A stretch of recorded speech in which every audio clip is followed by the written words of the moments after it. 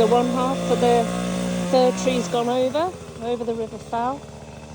It's caused quite a considerable amount of damage, really. Got that huge crown on the other side of the river, so we're going to have to go over there and get it all removed.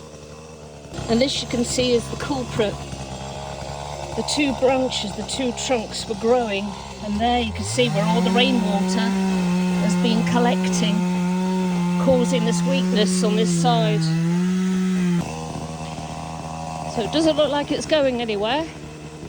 It's well on the bank, but we've got these branches that are protruding into the river, and we've got to get our back box back. There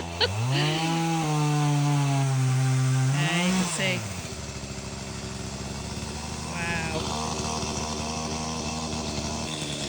There you go. It's a bit of a tangled mess. So we're going to be contacting the Environmental Agency to see what we can do, and West Country Rivers Trust as well. This was the indicator something wrong was happening with the tree. This line there, this one here, that had these branches actually growing. Whoops, let me get that in focus.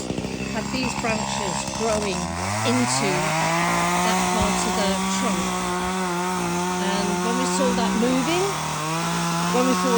then we knew that there was some shifting in the tree, and it was we had to do an emergency shutdown of the playground, realising it was unstable.